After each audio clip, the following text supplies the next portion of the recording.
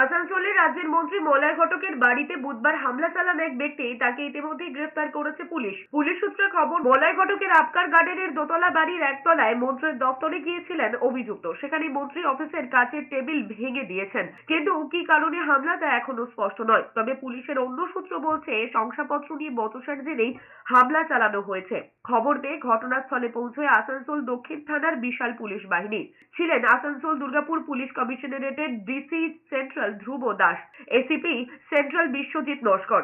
মন্ত্রীর বাসভবনে যথেষ্ট পুলিশের নিরাপত্তা থাকা সত্ত্বেও কিভাবে হামলা হয়েছে তা নিয়েই প্রশ্ন উঠছে। তো হঠাৎ নিচে খুব আওয়াজ পাচ্ছে আর কি, দুম দুম দুম দুম। আমি তখন ভাবলাম হয়তো আমার নিচে তো পুলিশরা আছে, না তো কেউ পড়ে গেছে। তো দৌড়ে আমি আমার বোন ছিল, আমরা নেমে এসেছি। নেমে এসে দেখছি তো এখানে সব মানে ভাঙাচোরা অবস্থা। আর ছেলেটি তখন মানে জাস্ট আমার ঘরের বাইরে।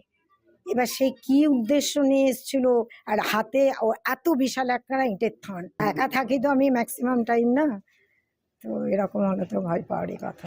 ছেলে হঠাৎ করে ঢুকে ওনার বাইরে যে রুম আছে সেই রুমের টেবিলের উপর একটা ইট মারে, তো টেবিল কাজটা ভেঙে গেছে।